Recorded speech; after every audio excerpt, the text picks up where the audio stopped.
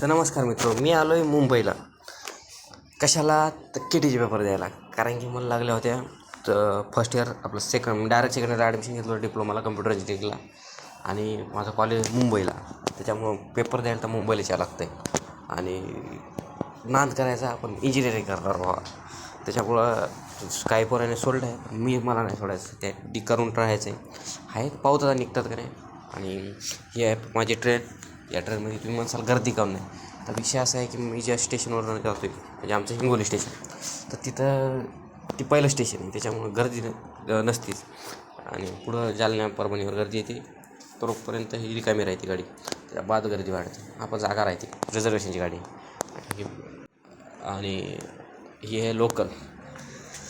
हे लोकलमध्ये पुन्हा मला लोकल पकडावं लागते CSTवरनं किंवा दादरवरनं. पण मग दादर नाही जात, मी CSTवरनं जातो. CSTवरनं लोकल पकडते. आणि आता हे आहेत आमचे स्ट्रीट्स, म्हणजे माझ्या हॉस्टेलच्या साईडचा एरिया बघू शकताय. आणि हा बघा ही माझी रूम आहे. कशी रूम आहे अशी, ती मधला बेड माझा आहे. तिथे पोरायची चौघं राहतो आहे मी रूममध्ये. हे आहे बाहेरचा नजारा रूमच्या. आणि गाड्या जात आहेत, लोक जात आहेत, खटपट बिल्डिंगचं काम चालू आहे. असं शांती नाही. गावाकडे कसं चिल होतं आपलं वातावरण, काय टेन्शन नाही, काय नाही.